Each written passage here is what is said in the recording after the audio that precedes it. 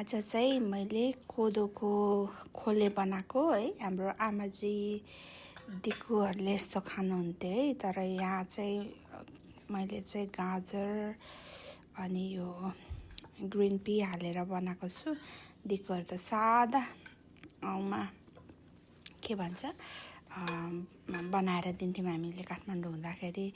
दिक्कुहरू आउनु हुँदाखेरि जस्ट लसुन झानेर है, जिरा ज्वानो पड्काएर यसरी दिन्थ्यौँ। आज त मलाई पनि यसरी खानु मन लागेर बनाएको, तर यो चाहिँ बाक्लो भयो है, मिठो हुँदो रहेछ।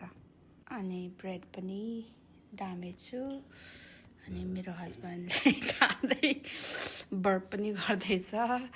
ओके, मिठो भयो है, खाउँ है। मिठो मिठो।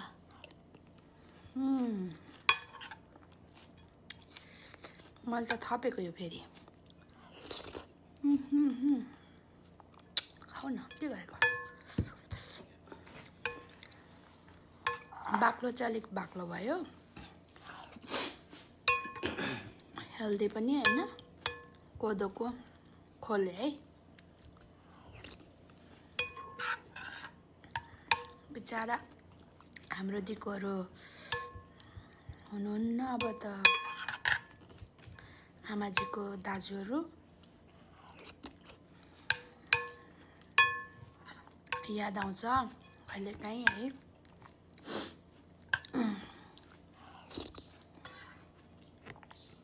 ओके, ल म खान्छु है, हामी खान्छौँ। बाई।